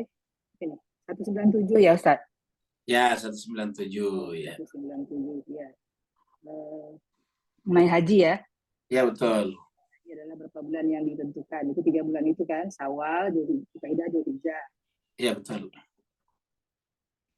Ada barang siapa yang menetapkan niatnya untuk berhaji, ya, maka tidak boleh fala rafasa wala fusuq wala jidal gitu. Mohon dijelaskan Ustaz, itu udah menetapkan niatnya, maksudnya sudah pergi ya, sudah pergi ke haji itu ya, sudah menjalankan ibadah haji itu sendiri ya Ustaz. Nah itu kan rafasa di sini kan sama siapa aja gitu ya. Gimana tuh Ustaz? Baik, jadi jemaah sekalian berbahagia, pertama adalah keamanan di manapun yang namanya tasyri itu adalah harus diusahakan. Syariat kan, usaha untuk itulah disebut dengan syariat. Contohnya sholat itu harus tasyri, harus diusahakan. Ya, itu tasyri syariat. Ya. Kalau misalnya keinginan kita untuk makan itu kan adalah biologis, itu takwini. Tapi jenis makanannya itu tasyri, halal dan haram, itu tasyri. Jadi ada yang, pokoknya namanya takwin itu adalah alamiah. Ya. Matahari terbit di timur setiap hari itu adalah takwini. Gitu. Kita pasti mati itu takwini, tidak bisa diusahakan. Ya. Bahwa kita usahakan sehat, panjang umur bisa, tetapi tidak mati tidak bisa diusahakan. Ya. Kita semuanya pasti akan mati, itu adalah takwini. Ya. Tetapi kita sehat itu adalah tasyri. Nah, begitu juga dengan keamanan di Mekah juga adalah tasyri. Harus menjadi kewajiban kita semuanya untuk menjaga keamanan itu, dan itu yang dilakukan Imam Hussein. Karena terbukti di sana pernah tidak aman, bahkan beberapa kali pernah terjadi dulu kontak senjata di Mekah tahun 79 kalau tidak salah. Pernah juga orang dorong-dorongan meninggal ribuan orang di terowongan Mina. Itu kan karena tidak menjaga keamanan. Ya. Kita biasa di Mekah, di dalam Ka'bah, sekitar Ka'bah dicopet. Gitu. Ya. Jadi yang namanya keamanan di sini tasyri harus diusahakan. Ya. Kemudian yang kedua adalah apa yang maksud dengan fala rafasa wala fusuqa wala jidala. Apa yang maksud dengan faman farada fihinnal hajj. Siapa yang telah menentukan niatnya untuk berhaji, yaitu sudah berangkat haji, bukan berniat pergi berhaji, tapi sudah berangkat, sudah membayar, sudah pergi. Nah, itu namanya sudah sampai. Bahkan secara spesifik, faman farada fihinnal haji itu sudah berada di miqat. Jadi kalau sudah di miqat, disitulah janji niat kita sebetulnya. Jadi niat haji umrah itu sebetulnya di miqat. Pada saat kita membuka semua pakaian kita dan diganti dengan pakaian ihram. Nah, pada saat mengganti pakaian ihram itulah kita berniat ahram itu li apa gitu. Saya berihram untuk apa, Mas.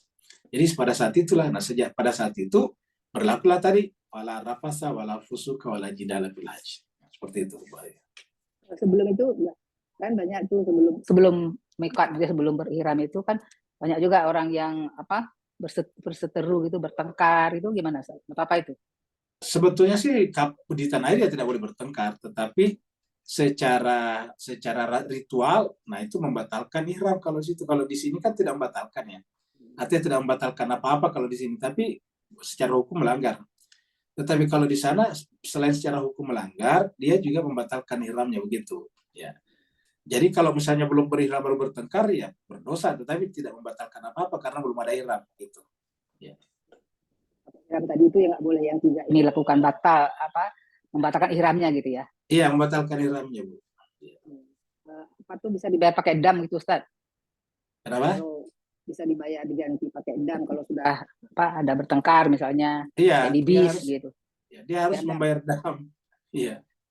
Sering kan gitu dalam perjalanan dari Miqat ke Mekah itu kan kadang ada pertengkaran di bis gitu. Iya. Nah, itu harus bayar dam ya. Harus bayar dam sebetulnya karena tidak boleh ya membatalkan ihram itu. Ya. Ya, afwan Bu Arya. Ada lagi? Ya, silakan ibu-ibu, bapak, kalau masih ada yang mau bertanya langsung saja dibuka mic-nya. Boleh tanya ya sebentar ya. Silakan Ibu Tantri. Ya, terima kasih. Assalamualaikum Ustaz. Waalaikumsalam warahmatullahi wabarakatuh, Bu Andi. Ya, Ustaz mau tanya sedikit Ustaz ini karena sangat terpukau dengan perjalanan dari titik ke titik ini Ustaz, luar biasa. Dan sepertinya dia juga menjadi tahapan eliminasi orang-orang yang tidak sanggup mengikuti imam. Dan ada pertanyaan saya di titik 11 ini, di situ ada kekuatan politik ya Ustaz, ada negosiasi, tapi tetap imam bertahan, malah imam mendoakan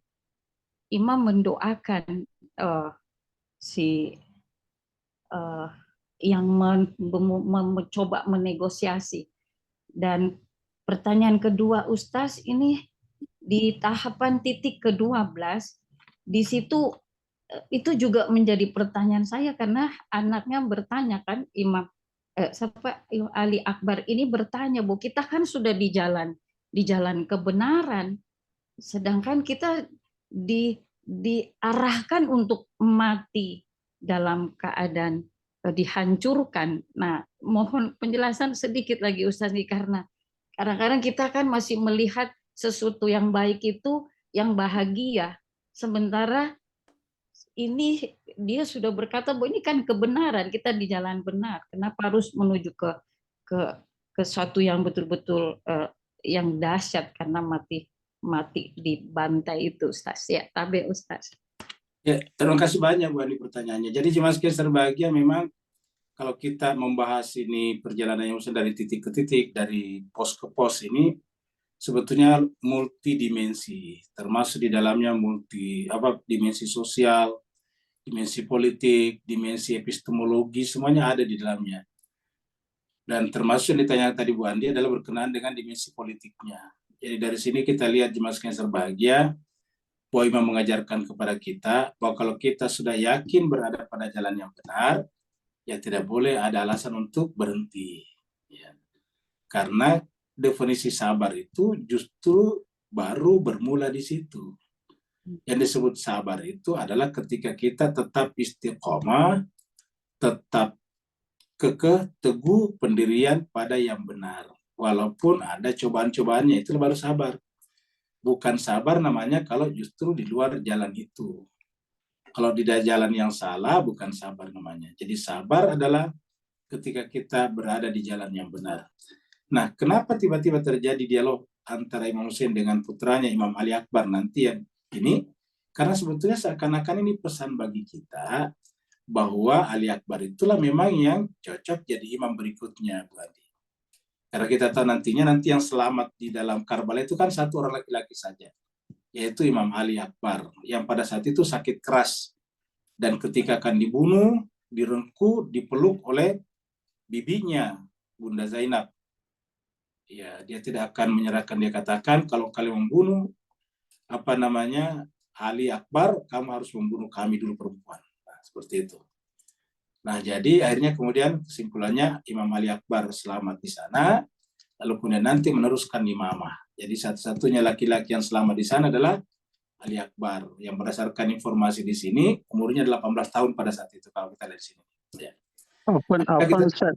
Kan ya? Ali Akbar Ustaz, Ali Ausad Ustaz. Siapa? Ali Ausad.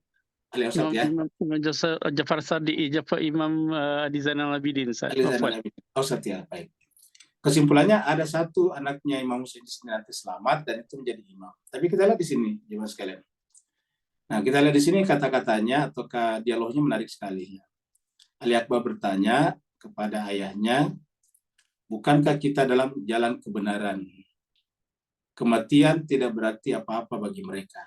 Maksudnya bahwa ini adalah pengetahuan irfani juga sebetulnya, Bapak Ibu sekalian, terkait Bu Andi tadinya. Kalau kita sudah melihat kehidupan dunia seperti Al-Quran, kan Al-Quran mengatakan ya, kehidupan dunia ini kan hanyalah permainan dan senda gurau. Wa mal hayatud dunya illa lahwun wa la'ibun. Tiadalah kehidupan dunia ini kecuali hanyalah kehidupan yang seperti permainan dan senda gurau saja. Wa daral akhirah, dan kehidupan akhirat itulah kehidupan sesungguhnya. Nah, siapapun yang meninggalkan permainan dan senda gurau tentu tidak akan bersedih. Siapapun yang mendatangi kehidupan sesungguhnya pasti bergembira. Semakin berusia kita, semakin berkurang senda gurau dan permainan kita. Semakin dewasa seseorang, manusia manapun, itu pasti otomatis secara alamiah berkurang keinginannya untuk bermain dan bersenda gurau. Ya. Apa sebabnya? Karena jiwanya sudah semakin matang. Berarti bahwa orang yang merindukan kematian itu menunjukkan kematangan jiwanya, dan orang yang takut kepada kematian menunjukkan jiwanya masih kekanak-kanakan, masih childish, ya, masih kekanak-kanakan. Itulah sebabnya Nabi mengatakan bahwa penyakit wahan itu adalah penyakit hubbud dunia wa karahiyatul maut, cinta kepada dunia dan benci kepada kematian. Kehidupan dunia ini adalah perhiasan saja, kata Tuhan di tempat lain. Jadi kehidupan ini adalah kehidupan ini adalah perhiasan. Kehidupan ini bahkan bisa menjadi gurur, menjadi menipu, kata Tuhan. Memang di dunia ada kesenangan, kata Tuhan dalam Al-Quran, tapi mata'ul gurur, kehidupan yang menipu, kesenangan yang menipu. Nah, oleh sebab itulah ungkapan daripada Ali Akbar inilah yang kita bisa tangkap hakikat daripada Al-Quran itu, yaitu bukankah kita dalam jalan kebenaran. Kematian tidak berarti apa-apa bagi mereka. Kematian hanya sarana untuk sampai pada derajat syahadah yang mulia. Kata syahadah sebetulnya artinya apa, jemaah sekalian? Secara bahasa artinya menyaksikan. Tapi secara hakikat artinya apa? Orang yang syahadah itu adalah orang yang telah menyaksikan kehidupan akhirat begitu indah, sehingga dia kehilangan rasa takut dan rasa gentarnya untuk mempertahankan kebenaran. Kenapa? Karena dia melihat di balik kematian ini ada kehidupan yang teramat sangat indah, yang tidak bisa dibandingkan, dikomparasi dengan kehidupan dunia ini. Nah, kalau semua orang termasuk politisi, budayawan, semua berpikir seperti ini, maka saya kira orang akan berhenti mengkalkulasi kehidupan ini dengan kapitalisasi. Karena yang merusak kehidupan kita ini adalah ketika kita mengkalkulasi kehidupan ini dengan kapitalisasi, dengan capital. Sehingga kemudian sistem menjadi rusak, tatanan menjadi hancur, order menjadi berantakan. Nah, kalau kehidupan ini jadi benar, ya seperti ini. Kerusakan sistem secara global kita bisa saksikan sekarang melalui kasus Gaza, Palestina. Bahwa apa yang kita sebut dengan negara maju, negara berkembang, negara berperadaban, yang berbicara tentang hak asasi manusia, berbicara tentang humanism, berbicara tentang keadilan, ternyata semuanya hanyalah merupakan bualan saja, bungkusnya saja, covernya saja. Ternyata isinya tidak seperti itu. Ya. Padahal mereka adalah negara yang kita sebut dengan negara maju, ya, negara yang puncak negara maju. Dan mereka justru di depan mata kita membiarkan pembantaian dan pembunuhan puluhan ribu anak-anak dan perempuan terjadi terus-menerus. Iya. Kemarin pembebasan sandera 4 orang daripada tentara Israel dengan membunuh 270 orang justru mendapat apresiasi dari Blinken, Menteri Luar Negeri Amerika Serikat. Luar biasa. Ya.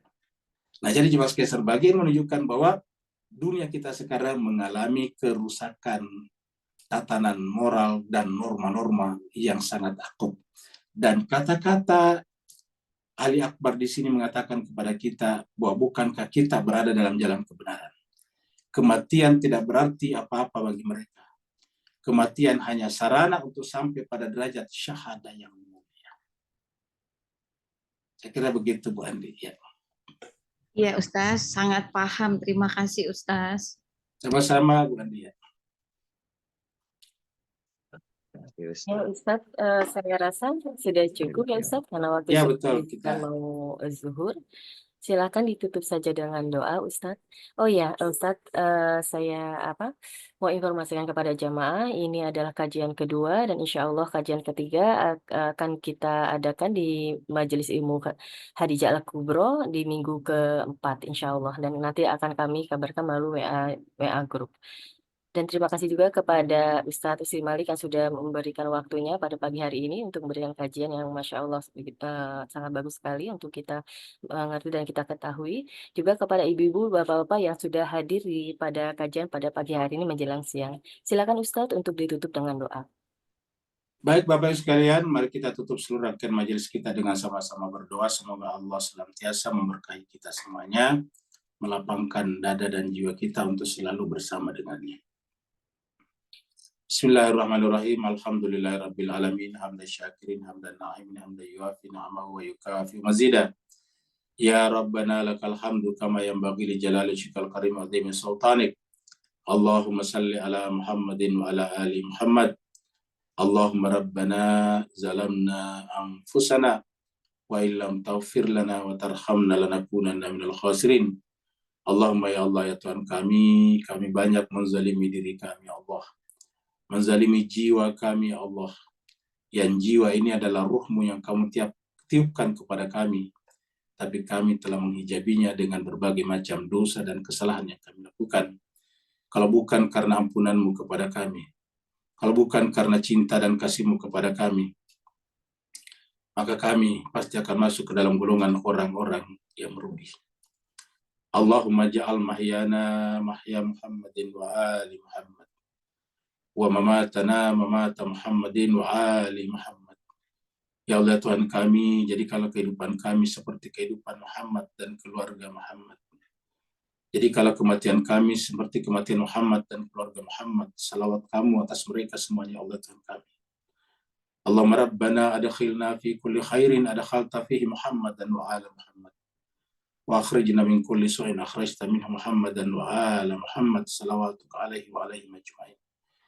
Ya Allah Tuhan kami, masukkanlah kami ke dalam seluruh kebaikan yang kami juga masukkan padanya. Pada kebaikan itu Muhammad dan keluarga Muhammad. Keluarkanlah kami dari seluruh keburukan yang kamu keluarkan juga daripadanya Muhammad dan keluarga Muhammad. Salawatmu ya Allah atas mereka semua, atas Nabi dan mereka semuanya. Allahumma inna nas'aluka khaira ma sa'alaka bihi baduka salihun wa na'udzubika mimma sta'adza minhum badukal mukhlasun. Ya Allah, kami mohon kepadamu seluruh kebaikan yang kebaikan itu juga dipohonkan oleh orang hamba-hambamu yang saleh. Dan kami berlindung kepadamu dari berbagai macam keburukan, yang keburukan itu juga berlindung daripadanya hamba-hambamu yang mukhlas. Allahumma Rabbana atina fid dunya hasanah wa fil akhirati hasanah wa qina adzabannar. Sallallahu ala sayyidina Muhammad, subhana rabbika rabbil izzati amma yasifun. Wassalamun alal mursalin walhamdulillahi rabbil alamin wa minkum. Assalamualaikum warahmatullahi wabarakatuh. Waalaikumsalam warahmatullahi wabarakatuh. Terima kasih Pak Ustadz. Terima kasih Bu Ira. Ya, sama-sama. Terima kasih semua. Terima kasih Ustaz. Terima kasih semua. Terima kasih Mbak Ira. Sama-sama.